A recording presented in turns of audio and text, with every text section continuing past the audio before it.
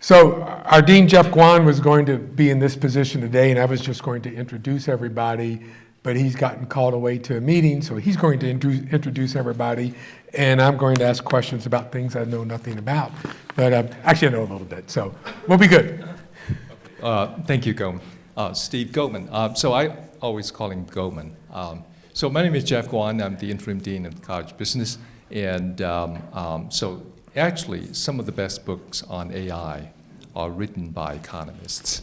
So Goldman does know a little. So anyway, I would like to introduce the panelists. I'm going to start with Paige Batcher. And Paige is an alum in finance, right? And she also got a master's degree from Southern California. And then she worked in Europe for about 7-10 years. And she came back and founded a company called Kesme Ideas. And she uses AI to design user experience for businesses. So it's a very interesting company. You should check the website. And then, of course, we have Aaron Butler sitting next to Paige. And Aaron is an MBA alum.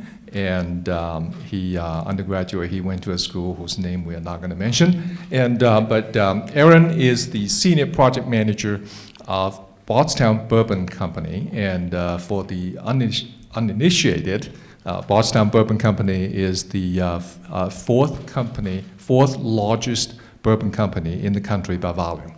And Aaron is leading AI initiatives at Bardstown Bourbon. And then we have Susan, and Susan is an MBA alum, and she is the founder and CEO of NetTango, which is a technology solutions company building enterprise solutions for local and regional businesses. And of course, last but not least, is Garland Straub. And Garland is a CIS alum, and he actually may have taken 1 or 2 classes from me, but I think he's ready to forgive me. And Garland is the head of global IT and AI architecture. And he's in charge of rolling out AI to the entire Yum organization. So this is going to be a really interesting panel. And I just want to say one thing. I know you all heard about AI a lot, but you probably don't know this. In every October, we award Nobel Prizes, right? And so we have Nobel Prizes in economics and other fields. We have Nobel Prize in chemistry and Nobel Prize in physics. And those Nobel Prizes are typically awarded to people who have improved our understanding of the physical world, right?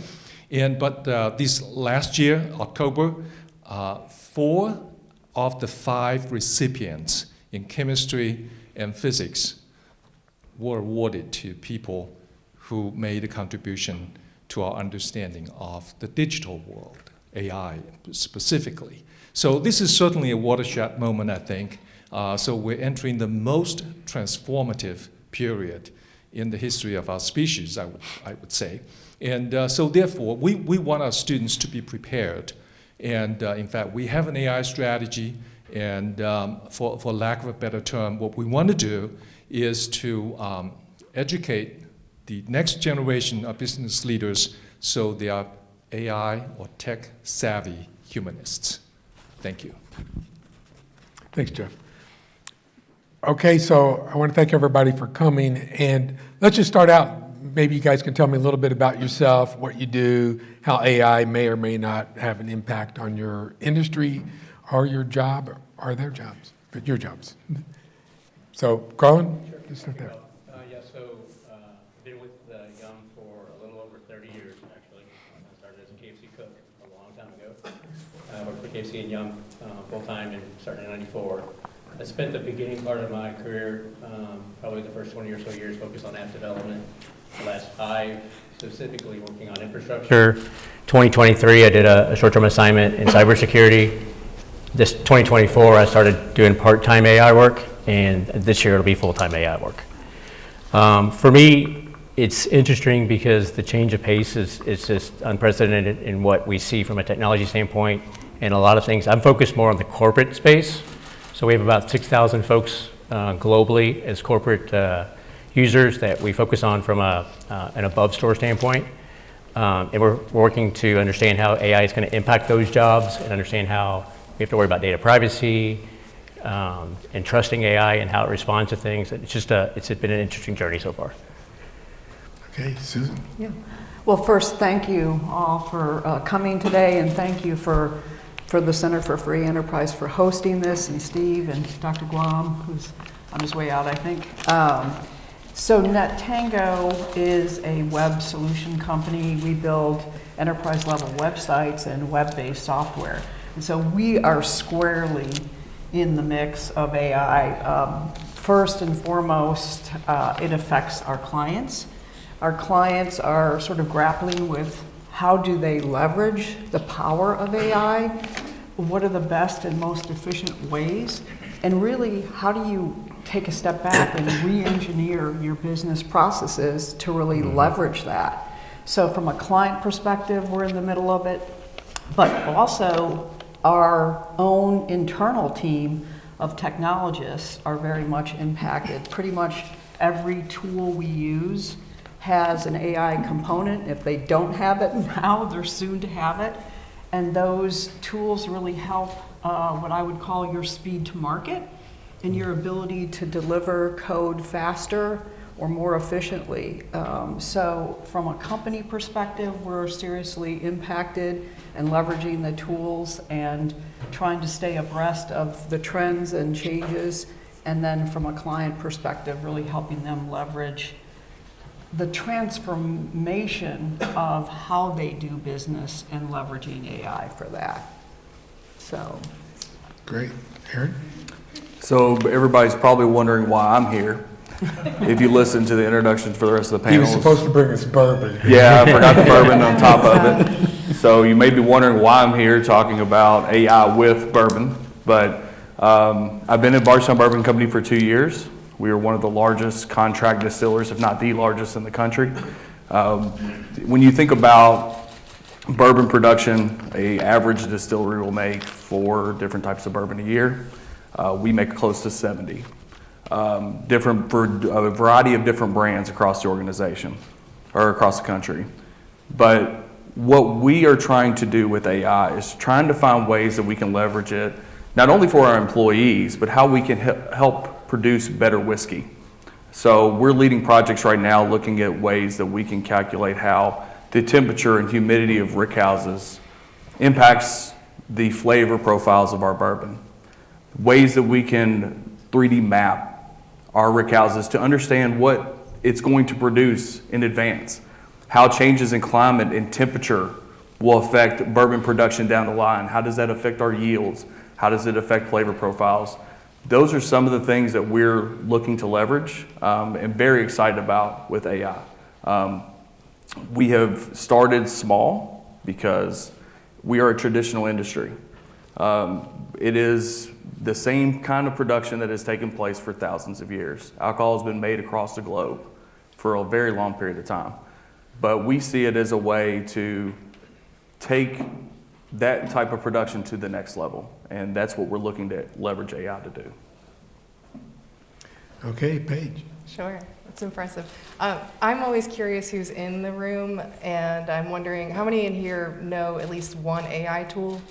Just so I know who we're talking about. Great, awesome. ChatGPT, if you don't know one yet, then now you can raise your hand. How many people are in here for extra credit? That's okay, you don't actually have to tell us. How many people are interested in using AI in their job, in the workplace? How many people are interested in using it as a side hustle or an entrepreneurial opportunity? Okay, cool. That's what I was curious about because of all my fellow panelists here, I tend to put my AI hat on when it comes to entrepreneurship. I've been self-employed for 11 years. I run a boutique agency called Kismet Ideas. Kismet means fate or destiny. We have a brand called Kismet Creator where we help people create their destiny. And that means, in short, that we build websites and automation systems for small businesses, and I help smaller business owners learn how to do it and build it themselves. And we have a really large emphasis on video because even in our rapid changing world of AI, it's human trust that is what compels people to want to step forward and buy. And so we focus a lot on that. AI is prevalent. I don't know how many people here are using these tools every single day, but we are using it from everything from content creation to analyzing to strategy to automation. And I'm super excited to dig in on this panel. I'm glad to be here. Thanks for everybody being here as well. Great. So can maybe each of you give me an example of where AIs could be successfully integrated in your business or a business and are applied? Where are we going to see this? Anybody want to start out? I can start. While we sit here, my phone and watch, because I got this one for Christmas and I haven't figured out how to turn off all the buzzing, is buzzing with leads that are coming in from Facebook ads. And when those leads are automatically responding, we have chat prompts that are replying to them live time. We're seeing businesses adopt voice AI as well. So when you call a business on a phone, you'll have an AI generated voice. Just last week, I was able to spend 15 minutes writing a description of a human that's not real and turn it into a video avatar. So we're using that for social media content creation. Those are just a couple of things that come to mind. Okay, let me jump in. So this voice answering the phone, instead of having a call center, AI will do this. I know AI already does. We have to jump through all those hoops to get to a human. But is AI going to be as good as a human? How soon do you think that'll happen in terms of these conversations? Incredibly soon. The technology that was released and displayed at one of the conferences I was at in October of last year already sounded human-like with pauses and natural uhs and like, and can process the information we're saying at a really rapid rate. The amount of pause between our reply and the AI's reply is shrunk significantly. And it's only a matter of time before I would say everything from ordering tacos to adjusting our flight information is going to be done through some form of voice or text AI. Yeah, I think Wendy's has got AI ordering now, strictly AI. One last thing, because I was talking to somebody at a call center, and they said when people from the South call a call center, they direct them to people in the South at a call center instead of overseas. Are they going to put accents on these people? On these? Yeah, but accents and multi-language. Yeah. And the thing I think too is that the question about whether or not it'll ever be as good as humans, I think in fact it'll probably be better at answering some questions, because how many times do we know we've tried to call and get customer support, but that person is disgruntled or not very educated on the product and doesn't want to deal with us? Well, AI will never have that attitude. It's never going to get sick. It's never going to call off work. And it can be a way to actually enhance our efficiency around this planet. Plus, it can be handed off to a real human, given the right scenarios. Cool, thank you. Yeah, and I think a lot of personalization will get elevated. So, the agents, the AI agents will get smarter and smarter and be able to tailor it to a more individualized need per, whatever call center prompt or tech support help or whatever it is, ordering something specialized. So that level of personalization, I think, is going to really escalate. Well, they'll know who's calling. Exactly. And they know what you called about last time, so they can... They can connect the data. Yeah. That's the biggest part, is it being able to connect all the data together at a processing speed that is just beyond the human's ability. Yep. And so the agentic AI is a great example of that. I think Salesforce is using some of those tools now where it pulls up your entire order history, it tells you when last time you called, who you called, who you talked to, and it can almost process the entire transaction for you. I know for our company, really the tech debt that many large organizations have, you're probably somewhat we deal with a fair familiar. amount. Yep. It used to be that you looked at these large enterprise level systems and to rebuild them was just too expensive, too time consuming. By the time you got down to a 2 or 3 year development path, then it would be outmoded. And so the can just got kicked down the road. And so there's a lot of tech debt. in the marketplace, especially at enterprise level for companies. sure. And so I think AI will radically change the transformation of those large enterprise level systems because they'll train agents to rewrite the code in a more efficient way. In addition to that, I think they'll, this is where the human side of it comes in. There'll be really a transformation of how people do a process. And so probably even before you begin building, it's how do we make this process more efficient or more personalized, or what can we get rid of and how can we do this differently? And then AI will step in and kind of re-engineer how you build that out, and much faster. So you'll see, I think, a big transformation in that tech debt area. Can I add something to take us back a step? How many people, when you hear agent, AI agent or agentic, does that make any sense to you? Okay, I'm seeing a couple hands, that's great. For everybody else, we've seen layers of AI. So when AI, what we think of AI from the last couple of years when it first started, it was enhancements on algorithms. So the stuff that we see on social media, the news we're delivered, that was the initial part of AI. And we moved into generative space. So now you can ask AI either with your voice or by typing in a question to produce and generate copywriting, images, videos, right?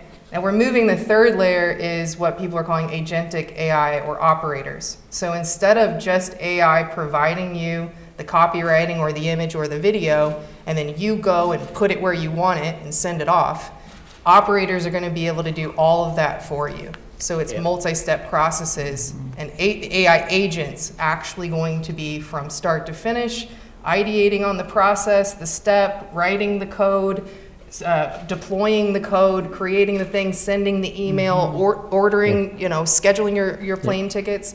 That's the direction we're heading in, and that's probably one of the biggest releases in this year. And that's why we keep using that word. I hope that helps some people. Good. We're using that now for contract generation.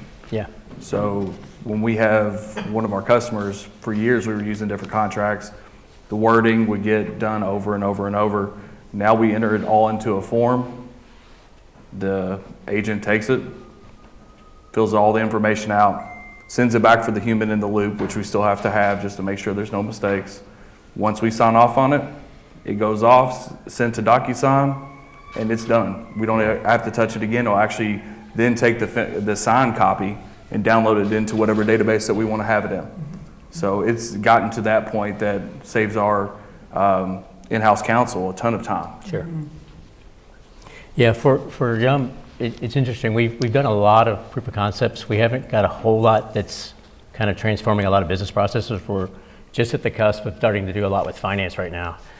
Over the last 18 months, we've done a lot, and I think it's interesting just working with a lot of these AI vendors has been different too. We did a contract with OpenAI for ChatGPT to give ChatGPT Enterprise a secure version to a lot of our corporate users. And that process was radically different from a normal contract we normally write. There was a lot of data privacy concerns in the contract. An interesting thing that we did too is when we were working with that company, 2 of the interactions we had were actually with bots. Their procurement department was actually a bot. So there was no humans involved, which is brand new to us. So it's a lot of things that we're used to doing things old ways that you just think of, and sometimes you don't know. We were actually told that it was, and then we didn't know that it was at the time. So, but we've done a lot of proof of concepts with things. We've done things where, and you mentioned the drive-through, we're actually doing a pretty big drive-through test right now, where instead of having someone at the cash register at the window taking the order, we've got an AI agent taking the order. And just suggesting selling things and trying to get the best ticket we can get out of that. We're also doing pilots around HR. We've done one small one where it was a job description one, where typically it's pretty labor intensive we have a tech framework we reference, we create job descriptions from that, and those go to become job postings. We've now got a chatbot in ChatGPT that'll create those for us. So that went from hours and hours of work and trying to get things right to minutes. The biggest one we just launched is we've given Copilot, Microsoft Copilot, to all our above store users. So this has been a journey for us. It's taken actually a solid 15 months to get here. A lot of prep work around data privacy and data concerns. So we brought in a product called Varonis that helps us identify data that was basically obscure, or security through obscurity, in the sense that people didn't know that it was out there, you couldn't find it, but if you went hunting and pecking, you could find it, and we knew that Copilot would find it, whether it's on shared drives on our network, or whether it's in people's OneDrives, or in SharePoint. So we spent probably a solid 6 to 9 months going through with Varonis and cleaning up and permissioning data, which was a huge requirement that before we could even bring Copilot in technically. The other piece is that everything is expected to have a return on investment, and productivity gains are really hard to justify, right? Like, I've saved 10 minutes, how do I put a price tag to that? And then how do I extrapolate that out for the business, right? So fortunately, in this case, our CTO at the time, Joe Park, he really treated it much like, let's do a research project and try this, right? So that's kind of where we are now. We're under an 18-month contract with Microsoft through the middle of next year to really understand where do we get these productivity gains. Let's not worry so much about quantifying the math and what that looks like. We can figure that over time, and we're already seeing huge gains from like just people's going, and with Copilot, I don't know if you're familiar with it or not, but it has a lot of basic things that save a lot of time, whether it's a Teams meeting and it recaps the meeting for you. Now they've actually got project manager bots that can join the call. They have facilitators that can join the call with no human involved. We use it for email summary a lot. We use it for the OneDrive document summary a lot. But it's been a game changer for us. The last one was, and this is just an interesting use case that our communications team brought up, was we stumbled across Google Notebook and the ability to do a podcast off of documents. That translation has been a really interesting use case that really, I don't think we understood that we needed it or that we would leverage it the way we are, but being able to take a handful of documents and then turn those 5 or 10 documents into a conversational podcast between two people is really, really cool. So we've just, like I said, we don't have a whole lot other than Copilot in production right now, but we've done tons of experiments. We all done here? So if I'm a student, I'm thinking, what am I going to do in the workforce? AI is going to do everything. Sounds like to me. I mean, it's kind of, it's scary in a way. So AI is going to definitely change the landscape of the job market in the next 10 years. How do you see that changing, and what are the jobs that people will have in the future? It's obviously they're going to be using AI, but how are things going to change? And I know this is hard to predict because it could be next week. Yeah. I'll go first. I feel like there's 2 areas, the technical side that a Garland's department would look at, like what are the skills, the engineering skills, the solution manager that interfaces between the technical teams and the client, facing team and sort of interprets. There's all sorts of machine learning skills. Those are like a technical set of skills. But to me, the fact that generative AI or AI in general will take a lot of those sort of repetitive tasks and do them for you, it elevates the need to have the strategic skills, the creative skills that Paige talked about, the ability to get in and take a human-centric sort of position or focus and really analyze. And all of you are in, many of you are in students in an MBA program or undergrad. They teach you strategic thinking and strategic policy. All of those skills are going to be in high demand in the future, because that's where the human need will be, and the AI layer will be sort of the tasks that are repetitive, I think, or done automatically, if you will. So those are the 2 that I see really transforming. Yeah, I think on our side, it's interesting. We've seen a lot of, I don't want to say just general, it's the pace of change probably that I keep coming back to for us. It's like there's opportunity, I think, in certain roles within infrastructure that we have, or potentially some like traditional like network SOC roles or security SOC roles where you're basically just looking through data logs. And that's a really good use case for an AI bot or chat bot. What we're seeing, and it's a lot like we've mentioned up here before, it's really that being able to put the pieces together or even do like the solutioning piece of it. I just don't see how that piece comes together, right? I think that's always going to require human. But I think the thing that, because I didn't really know anything about AI 18 months ago. And I think the biggest challenge for me was, well, what do I focus on, right? I think everyone kind of gravitated toward that machine learning concept. And I got, I'm okay at math, but you got to be really, really, really strong at math to be in that space. So that's a really limiting area. I think there's just a lot of surrounding areas around AI and skills that you can use. But for me, I think it's dangerous too, because I think it's that analogy of like everyone's an expert, but no one's an expert. I think there's a lot of influence out there right now, and I think it's really hard to pinpoint who to listen to, right? That's been my biggest struggle. Is like when I first started looking at kind of doing what is Gen AI and kind of looking, I started obviously like everybody does, probably Googling the topic, and 500 video comes up from 500 different people. I'm like, well, which ones are valid, right? So I think that's the dangerous part of the advancement of how we keep getting these kind of skills going. I think that you got to be an avid learner too. I think that's nonstop. I think the days of learning a technology or a skill and riding that wave for maybe 3 or 4 or 5 years, those are gone. If you don't learn skills every 6 months, 12 months, you'll be left behind. I got a very specific example when you mentioned like who to listen to. I was at a AI conference in Las Vegas last September, and the first guy who won the Nobel Prize for AI told basically the entire room of 10,000 people that we'd all be dead in 10 years, AI would kill us. The fourth speaker told, in case you needed, but that was the start to the whole conference. We'll be dead soon. Awesome start. Funny. The fourth speaker said that everybody, if you live past the year 2035, you will live to be 144 years old. AI will solve every medical problem that you have. So think about the difference. We have a Nobel Prize winner telling you you're dead. We have a guy who's working in this, I guess, magical land of unicorns where everybody's going to live.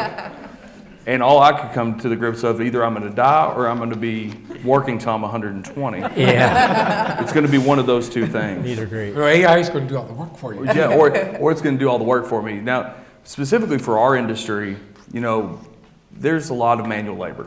Yeah. So we're not going to see it replace people to that level. Now, there are things out there that we're going to use. We have plans to eventually turn one of our palletized warehouses, for example, into a dark site where you may need one person to manage 110,000 barrels. There's no reason to have 15 people in there driving forklifts. It's dangerous. There are robots that can do some of that. But what we're going to see it more to your point, the strategy side.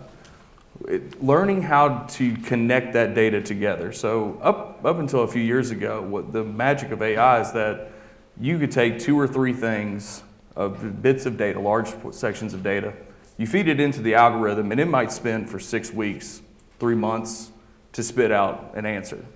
We can now take hundreds of different types of data in databases and throw it together.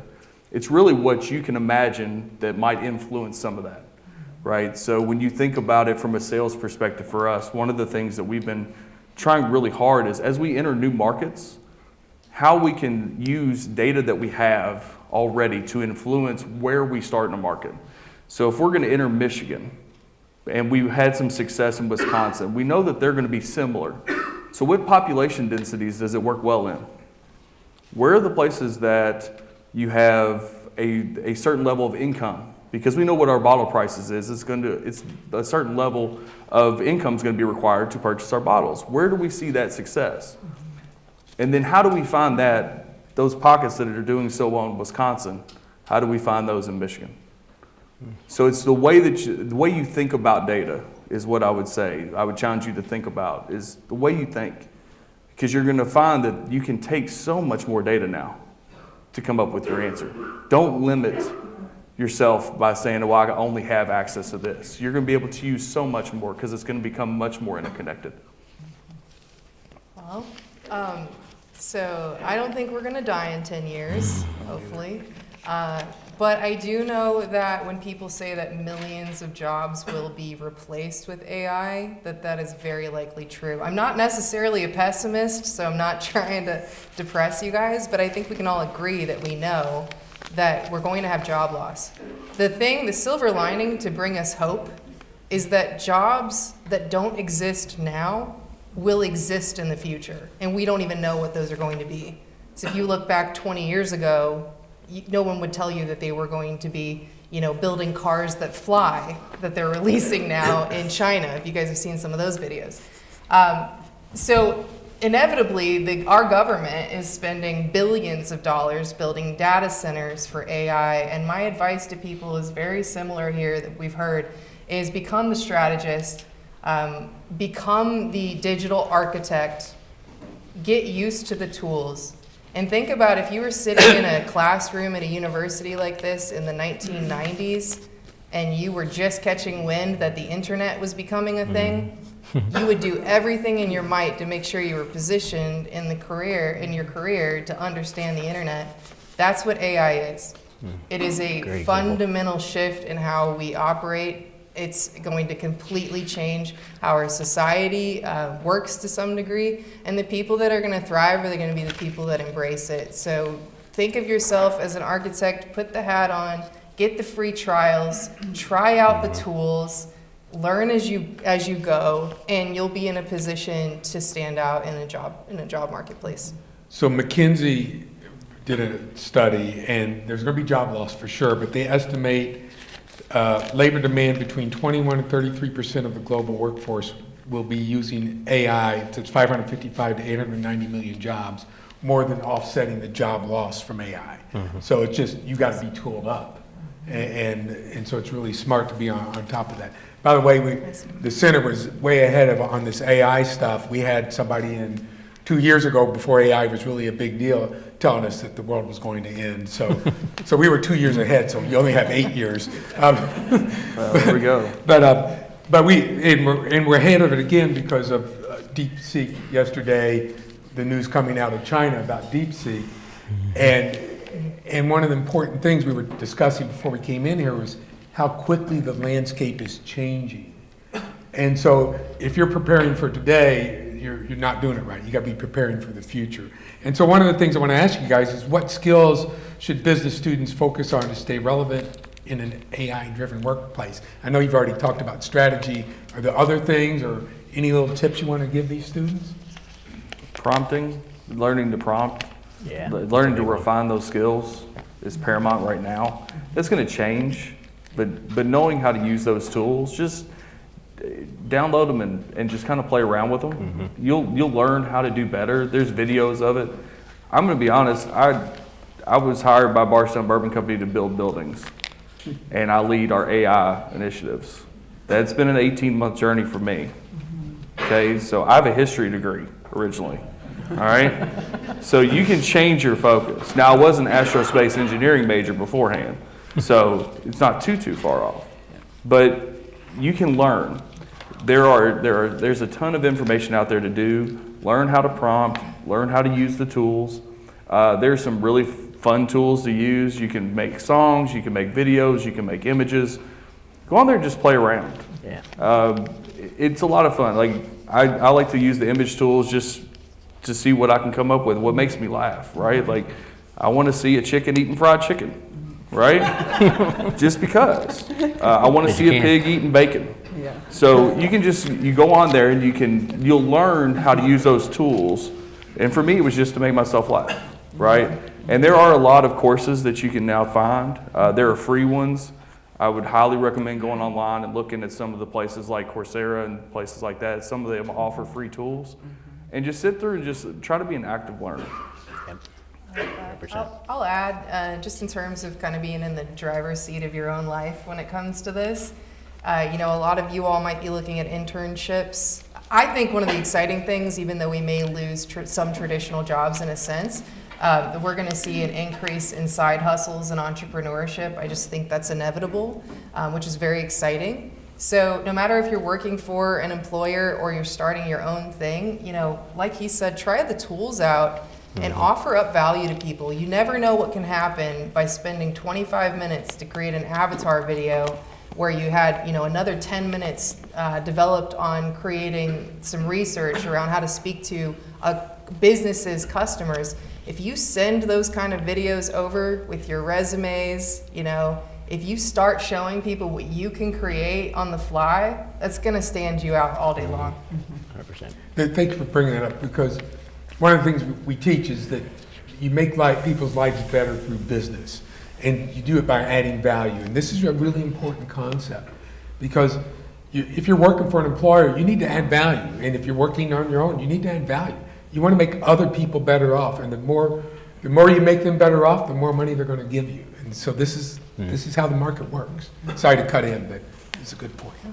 I was just going to say, too, that there's, I think, a lot of other forces. We were talking a little bit earlier, like regulatory forces, or, how are we going to stand up the power grid to support this incredible demand? So there's jobs in those areas as well that will be an outgrowth of this marketplace. And so I think you can look at pretty much any industry and determine an impact. And if you like that industry, learn the industry and learn the business, and then you can add value using these tools. So. Yeah, I think for me, it kind of comes back to, I was at a Gartner conference in the fall, and one of the keynotes on, I think the third day, they kicked off and they're like, in most cases, AI won't replace your job, it'll be someone using AI will replace your job. And that really stuck with me, because I'm like, that makes sense, and that's probably true. I think what I've seen is, like in the space that I'm in with interacting with mostly with corporate folks, most everyone in that space is behind, right? So when we have a new hire come in that is really AI literate, they stand out like crazy. So I don't think for me, it's like I said earlier, it's like you used to be able to go pick a programming language and you were a Java developer for your life, right? Or you were DBA or whatever. I think that kind of concept is like, you just need to be a really good general AI person. I don't think you have to go deep unless you want to in any certain topic. But I think when you bring that mindset back to the prompting, back to how can I like rework this job or change the process of how this job operates, that's where you'll add value. And we're seeing it already with folks we bring in today. I think the other, just to tag along with what Garland said, is leaders are really now expected to have sort of a baseline AI knowledge, so they can look at transformation of their departments, be it HR or finance or whatever it is in a corporation. So that will be the new standard, that it sort of influences how they look at the department. So I had two questions I was going to ask. We probably have time for one, and I think I'll go with the social media one. So Google and Facebook yesterday, DeepSeek is a Chinese AI program that came out and was made with fewer chips, and it was just as good as ChatGPT on some things, and the stock market really took a hit, particularly companies like NVIDIA that makes these chips that are super high powered. But Google and Facebook, they weren't affected at all. It's because they've got data. They're going to use the AI and all this data they have on you guys to figure out, to sell it or to do something. And so how important is social media in terms of the data for AI use? And will biases show up, do you think, in this? The bias is already showing up, I think. Social media is about the perfect platform to use AI on, because you have, like you said, you have so much data. They're going to be able to profile. They've been doing it for years anyway, right? You go looking for something online, and next thing you know, you get 12 advertisements for the same thing, right, or some other version. Just imagine that on steroids, because now they can have videos that can show you exactly what you want to do. It can push you in different directions. There is, to me, some danger there, because it's becoming harder and harder to tell what's real and what's fake. Now, if you've spent enough time on some of these AI tools, my wife will show me a picture. Disney World had a big hurricane back in the fall, and she showed me a picture of this massive dark cloud coming over the castle, and I was like, well, that's fake, right? Because it was AI generated, you could tell. Yeah. But that's becoming harder and harder. Yeah. The more stuff that's coming out. So I think that it will get to a point that it will know us better than what we do, and that could be a very dangerous application of the tools. Yeah, I want to expand on that too, because also the video is becoming incredibly compelling. And how many of us have been this week on Facebook on our phones? Facebook, TikTok, Snapchat? Okay. LinkedIn? Instagram, okay. And chances are you've already scrolled past and seen this week a video that was generated with AI. So I think my advice to everyone, I'm in marketing and I'm a business owner. Social media is my advertising platforms to the world. I'm not going anywhere, even though I know they know everything about me. So my advice to you is, if you kind of fit into that cubby, is be a producer, not a consumer. Try and be part of the wave that creates the stuff that reaches your goals and does good in the world. That's my hope. Instead of being the one sitting back and consuming all the content, and then, quite frankly, wondering why you just doom scrolled for 5 hours and ate an entire bag of Trader Joe's popcorn. Don't do that. You have the power of producing, and now you can produce with AI tools faster than ever before. You guys want to chime in, or? Well, I was going to chime in on the DeepSeek thing, because I thought what was fascinating about that was how they changed the model, and they used not sort of entry-level engineers, is the article I read, and I thought that was really fascinating because they didn't want the bias, and so they were able to bring to market the tool using chips and junior engineers, basically. So. Except for when you ask about things in China. Yes. A little biased about Taiwan and things. Definitely. Yeah, but okay, that makes sense. It's actually really creative, and it makes you wonder, will our engineers do the same thing? Because it's open source code, right? So everybody has access to this, so this is a plus, and good engineers can probably tweak it, make it better, I hope. All right, well then I'll ask my other question. So AI is going to be able to do its own coding soon, right? Am I right? You think? That's already happening. That's already now. happening, Yeah. yeah. That's the Definitely incredible So story. it's going to be able to code Absolutely. itself to be even better, and keep coding itself to reach that singularity where it's going to be a thinking entity. And I think that's where the death thing comes in, possibly. Yes.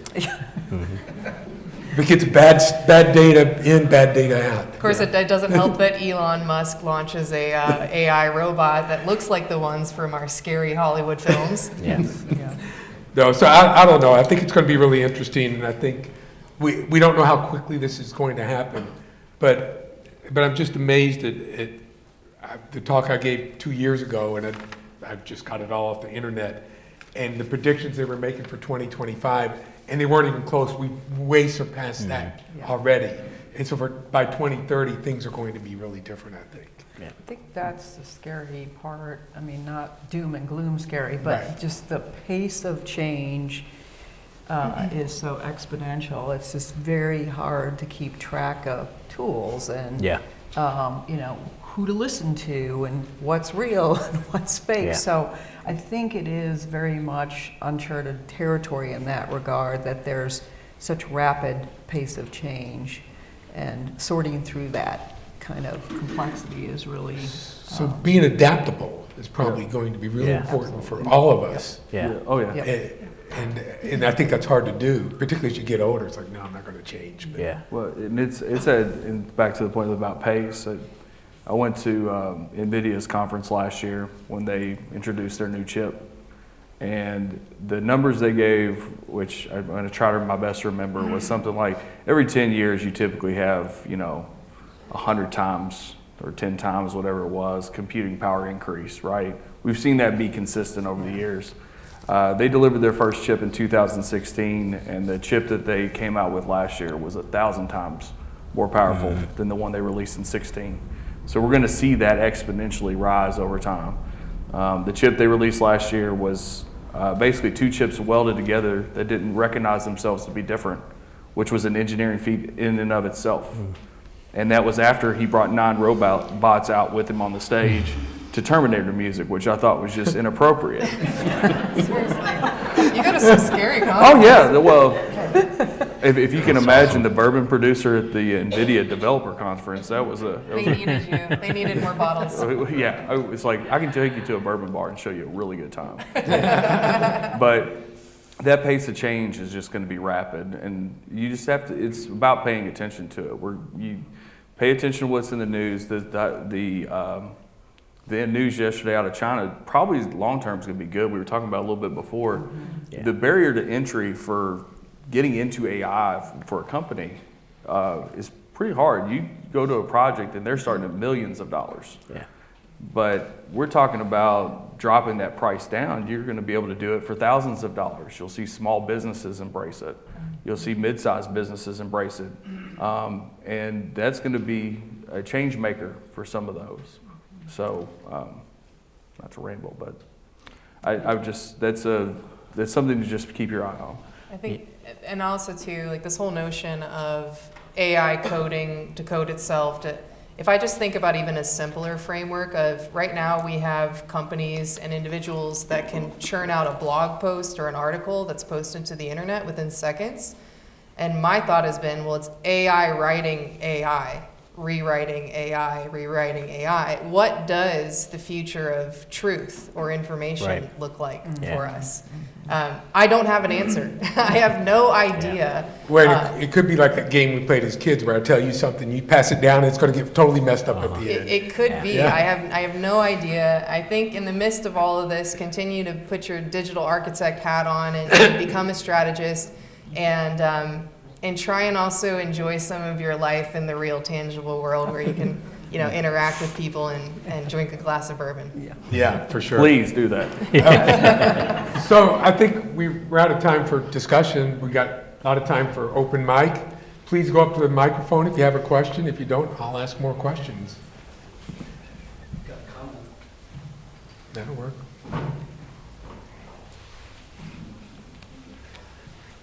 Thank you for the presentation. This is very enlightening. My question is, this 25 years ago, you referenced the internet. The internet was still couched in the regulation of telecommunications. AI is not couched in anything. There is exactly zero regulation, standards, or anything around it. What is the role of government in this advancement? That's the question at every conference I've been to, and Yes. nobody's come up with a great answer. We have any politicians or poli-sci Yeah. majors in the room? Yeah. No idea. Regulation and privacy. Yeah, you see, I think Europe will probably go first, just because they typically do with some of these types of regulations. But somebody's going to have to hop on soon and figure it out. Our most highly regulated industries are education and medical care. Our most costly industries are education and medical care. We got to be careful with Right. regulation. Interesting. I think regulation is, a two-edged sword. Yes. It's very difficult, could make it very cumbersome, could slow the pace of change depending on industry. I think the ideal would be just enough so it doesn't kill us. Yep. Yeah, Or hack into our exactly. bank accounts. Yes, Yeah. exactly. Okay. All right, we should move on. My comment, I'm an optimist. I raised a daughter who's an optimist. That's my daughter, Paige. That's my dad. Yes. So I think everybody should not lose sight of the fact that the other thing to be optimistic about is that at the turn of the last century, if you could read or write, that was a dividing line in society. And at the turn of the century, we should be optimistic about what the future will hold. Yeah. And we should also look at the fact that if you buy shares of stock right now, one of the things you should be buying is the companies that make picks and shovels, not just the NVIDIAs of the world. Yeah, and NVIDIA's had this great growth, but Paige has a great uncle somewhere out there, some distant, smarter relative of ours, the original German spelling B-O-E with an umlaut, Batcher. And if you go to Denver, Colorado, you'll see the Batcher Center for the Arts and the Batcher Mansion. He went to Colorado for the gold rush, but he didn't dig gold. He sold picks and shovels and tents.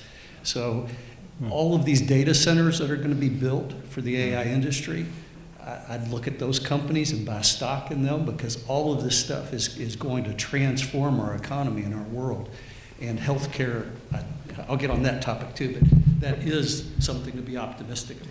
Yeah. Absolutely with AI. I love that. I actually purchased a software called Pickaxe, and that was the idea, that you could create your own custom AI interfaces that you can then sell to other people. And that any average person without any knowledge of code can sell AI tools to other businesses and other individuals. So, yeah.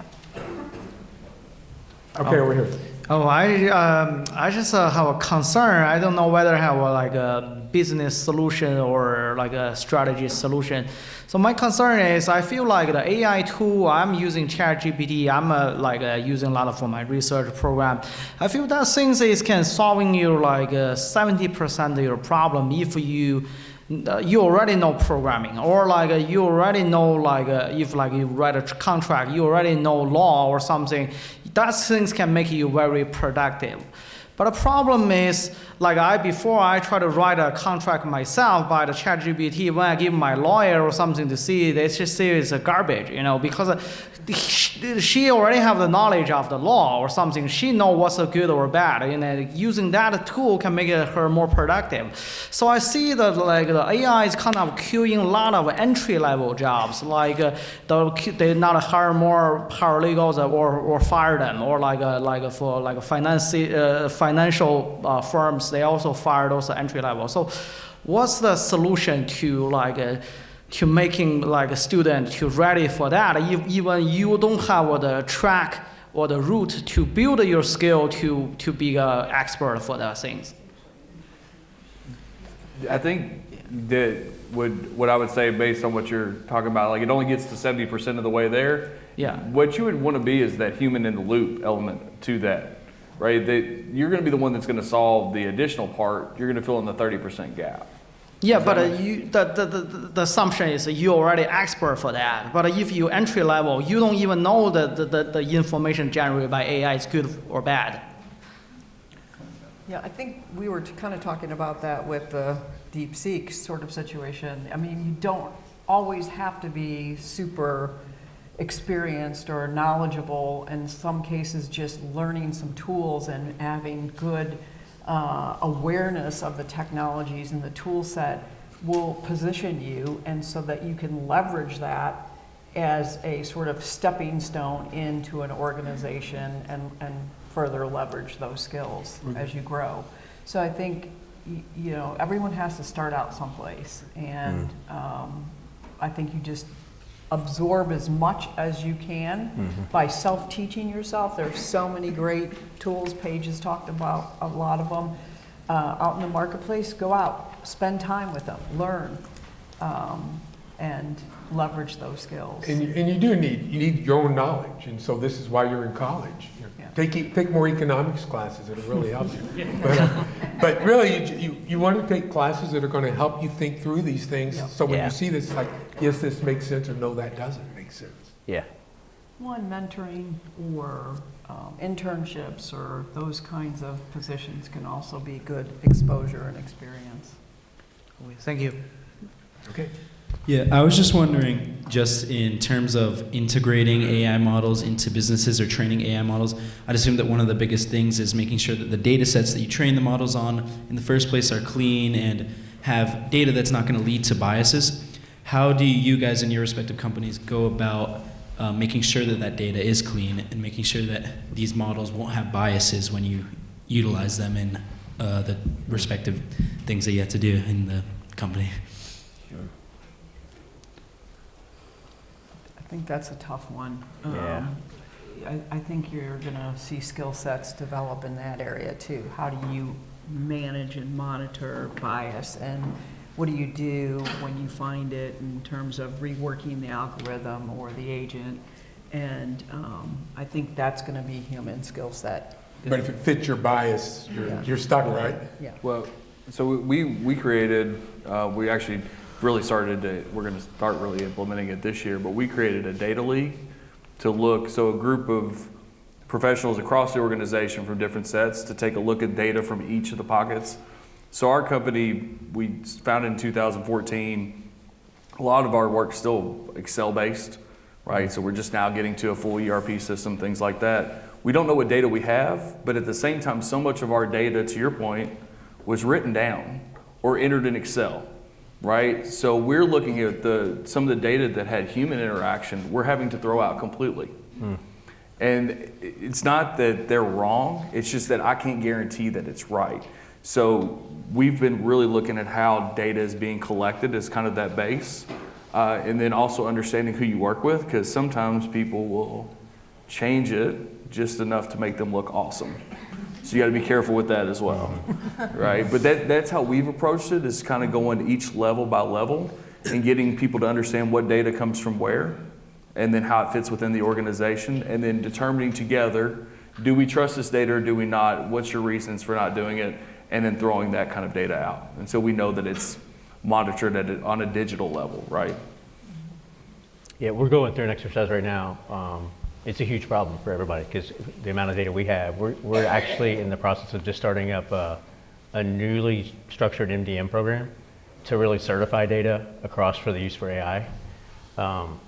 It literally is kicking up right now, but it's a huge problem for us too. I forget which, this side of things. Yep. I just had a question. You mentioned, at least for Yum, that you guys were partnered with Microsoft and Copilot. Yeah. Do you see the industry being led more by those big companies who are kind of, battling it out with all the data centers and the big investment? Or do you see, when it comes to, say, smaller or medium-sized businesses, instead of going to those bigger companies, they might try to build something with the more smaller scale open source software that's out there? Where do you kind of see the industry going towards? Do you think it's those bigger companies leading the way, Right. or something more open source? Yeah, I think for us, the advantage we get with Microsoft is we were already a huge Microsoft Office 365 and 365 user, a huge Teams user, and it was a natural synergy to leverage those tools that came along for the ride, right? We're also internally trying to develop our own kind of ChatGPT components. So I think it's going to be like, it's the speed of market. We can basically buy from Microsoft today and get that leap forward. We've looked at Google tools, we've looked at other providers too, but I think over time, I think we will develop more and more internal. Yeah. I think you're going to see too, like, it depends on the project type. So we use Copilot as well, but if we have a project, say, that's like digital twin based, right? We've looked at a couple examples of using digital twins. The platform that's being used is one of NVIDIA's platforms. But the provider that we've talked to is based out of Cincinnati, and they're a certified developer for them. So I think you're going to see depends on the size of your business. So for us, that's kind of the partner we tend to go more towards, just because like size business, they know what our budget is, they know what kind of approach we want. So I think you'll see it just vary depending on your project type. There was an AI session, I don't know, maybe a month ago, and it was a local company, Apris, and they're building a model, a machine learning model to help with reducing retail theft. Loss prevention. And they're building their agents completely internally. So I think you will see a lot of organizations with open source or their own models building depending on what their business is. And so I think you'll see both. Just one thing to add to that too, the change that we're doing now is historically we would have looked to inked a deal that would have been 3 to 5 years long. We won't sign anything over a year right now. And if we could do less in some cases, we would probably do less. We'd do month to month if it was reasonably priced the same. So just because of the expectation that we want to be able to be, like this tool works today, but tomorrow there's going to be something that leapfrogs it and we want to be able to move to it. Yeah. Yeah. Hi. First, I want to thank the panel for being here. Secondly, I want to address my question. It's a little bit more pessimistic view on AI, perhaps, than a lot of the hype that's been built up. I'm just wondering if the AI industry has been reminiscent of the dot-com bubble, and perhaps. We could also talk about the gold rush example earlier. You know, they were selling picks and shovels earlier, but then when it all dried up and the industry died down, those companies were no longer there and they had nothing else, they had no one to sell to. And with AI, obviously DeepSeek shakes it up a bit, but there's been like a logarithmic ceiling in terms of data extrapolation, and we've been running out of data as well, or quality data. Do you see it kind of stopping here almost in a way where it's a tangible difference on the world, but it's not as hyped up as, you know, where we have a 140-year lifespan or something along those lines? I would see it cycle, but I think to your point, like the data, we just mentioned that we all have problems, or at least we have in our companies problems with data. Eventually, what I think we're starting to go through the process of, you're going to see that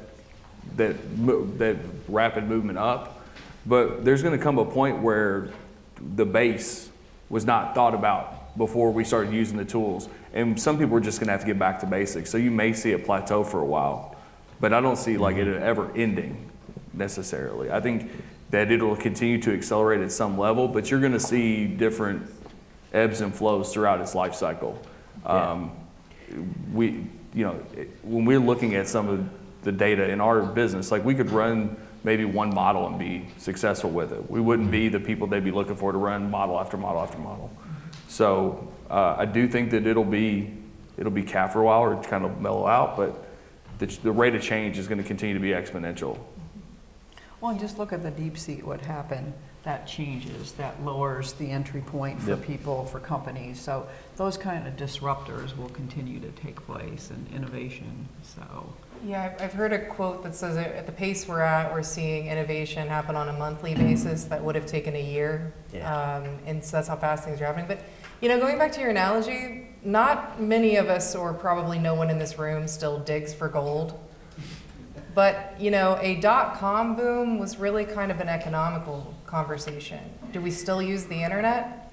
Daily, all the time, right? We still use some of those big companies that were swept up in the dot-com, you know, bubble. So I think AI is not only that same guiding force, we're going to be using AI 10, 20, as long as we're alive, 20, 30, 40 years from now. And it's going to be even bigger than that because it's going to bring on new expectations we can't even think about. I don't know, has anybody else been in a Tesla that is totally self-driven around this city? It is insane.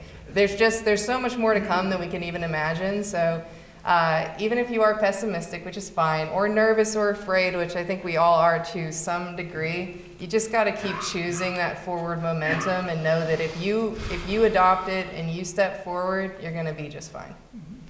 I also think the process of them being publicly traded is a little bit different. So back to the economic point, you are seeing a pop-up. If you go to any type of conference, the number of different companies that have been founded for AI just is expanding exponentially. But their ability to get on the stock market has changed. We're not seeing the IPOs to that level anymore. Right. You're seeing seeded investment from capital companies, right? That capital investment. But you won't see all of them get to a point where it's going to cause that drastic downturn the way that it happened in the late 90s, early 2000s. In the healthcare side, there's going to be so many things done in healthcare. You might live to 140 because they're going to find ways to cure all sorts of diseases because it can do it so much more quickly than one of us doing the research and spending all this time and finally seeing the big picture. AI can see the big picture, and I think that's the beauty of it. Thank you.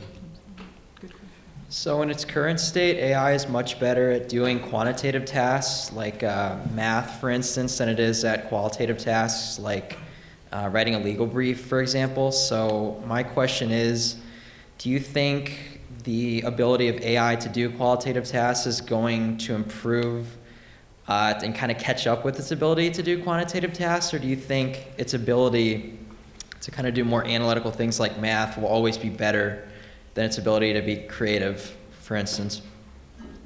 I really fully believe it comes down to the prompt engineering that he was saying. Just earlier today, I took hours of lesson content. We're teaching philosophy and a theory and something you need to know.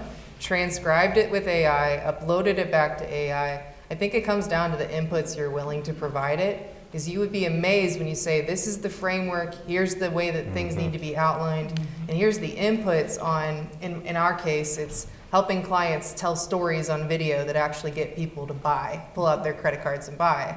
And with that, you can get some amazing qualitative stuff, but if you don't have the inputs, it's not going to deliver what you want. And my point being is AI can write a beautiful video script, but if it doesn't have your story and your human authenticity and the things you've done to help other clients from the past, your video will fall flat in a competitive marketplace.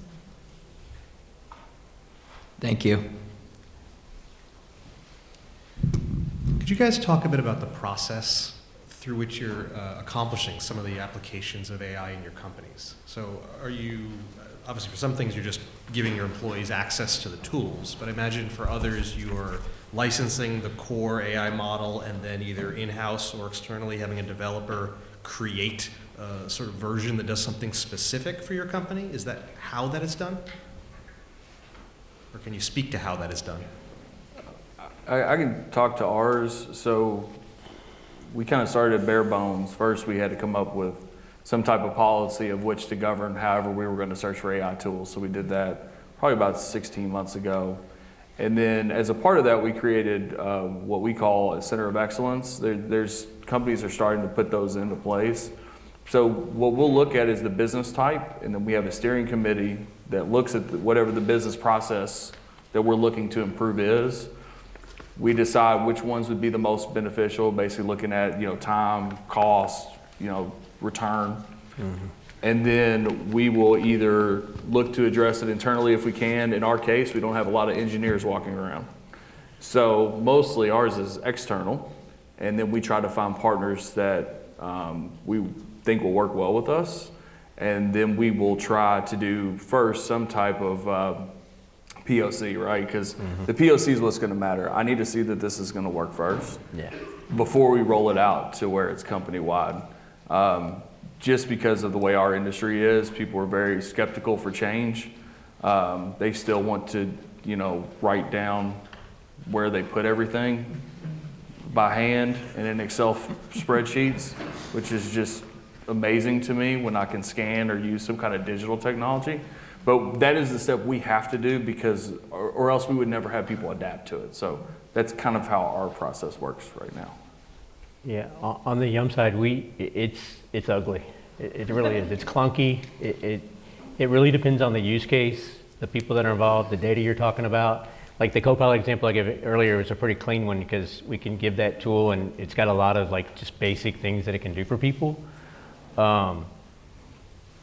This fall we had to go through, as we continue to develop our finances, looking to really re-engineer our complete processes around finance and close process globally, and we had to go through and put an operating model together about how are we going to manage code, how are we going to produce code, who produces it, what vendors do we use, what's the criteria.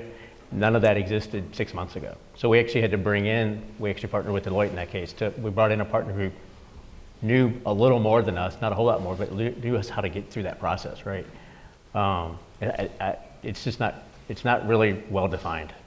And I think it's like, every day we have a governance group that helps, and it's a combination of our contracts team, several attorneys, and mostly technology people outside of that. And we walk use cases through that process. If it's a vendor involved, we do risk assessments against those vendors. We make sure that they're like legitimate vendors that we want to partner with potentially for long-term stuff. But yeah, it's a really clunky process right now, frankly. And I'll be honest too, we occasionally have just the person that decides to go rogue. Oh yeah. And decide that they just want to use something. And then I end up getting an email with somebody panicked because honestly, everybody just assumes, and we've all heard of the bad examples, but where somebody's going to take all of our financial information and throw it into ChatGPT to write a summary, right? And we've seen that with coding, we've seen that with financials. So we've now gotten it to where any person who even wants to attempt to use AI, we have a training process that they have to go to understand the risk, because that is the last thing that I want to hear, is that somebody put proprietary information inside of an open sourced model? Yeah, to leave on that one. So we, as I mentioned earlier, we did the OpenAI work with ChatGPT last summer, and we didn't know what we didn't know, right? So we purchased the enterprise version. We associated about 600 people with their Yum email, so their .com Yum email, only to find out that there were already existing 400 people using Yum email with their ChatGPT with a non-enterprise version, right? So you don't know what you don't know, right? So until we got in there, and the other interesting piece is that OpenAI wouldn't tell us about those people until we were under MSA. They considered it privacy concern, right? So once again, it's just clunky. There's no clean answer, right? So we had to basically reach out to all those existing users, manually have them terminate their Yum email account, which is a personal plan basically, and then migrate them to the enterprise version. We didn't even know that was going to be part of the process before we had to do it, right? So there's just lots of stumbling blocks, right? I was just going to add that I feel like a lot of organizations echo the sentiments I've heard here, that they're trying to figure out how to deploy and what's the best path forward and what policies and procedures they need to wrap around it to protect the company. And you think that there's massive adoption, and there is, but in large organizations, I think it's harder because there are so many privacy concerns and proof of concept, does data good and things like that. So, I had a conversation with someone at Gardner Research, and they said, we get clients coming to us all the time saying, how should we deploy AI? So companies are truly, some companies are truly trying to figure it out and figure out how to leverage it, and they don't really even know how to start. Right. So it depends on where you are on the spectrum, but it is still something that people are sort of fighting through and sorting through. Any conference you go to that's AI related, there will be an entire track that it is specifically about how do I get from X to Y or from X to Z. And everybody's doing it slightly different. And then there's a whole other part, when we talk about the regulatory side, there are some places where some images and videos that you release, like there's rules and laws about whether it's generated by AI or not. And that you have to put that out there. And so as we look at markets, our marketing team likes to use some of the AI prompting, but when we use it in certain countries, especially in the EU, we have to put that on the bottom. So there's all these different things, and it's constantly changing. And I pretty much just sit there and just kind of smack my head on the table, just trying to figure out the best way to approach it, knowing that I'm never going to solve it, right? So you also get into that sometimes, and you're not going to be able to control everybody. I would like to add one more thing, because I know you guys did amazing answering this gentleman's question, but there are students in the room. You guys are not under constraints of having thousands of employees or an employer telling you what to use. I just want to emphasize, get out there, go try the tools, get the free trials, get your creative thinking cap on, figure out what you can do with these things, and you're going to be better suited when you do get in an environment and they say, hey, here are the bumpers, these are your guidelines. 100%. You're going to have that much more creative out-of-the-box thinking to then work within those rules and do a lot of good. Beautiful. I think we're done here because Dean Guang came back in just in time. And anyhow, I want to thank everybody for coming, but definitely want to thank this panel for a wonderful talk.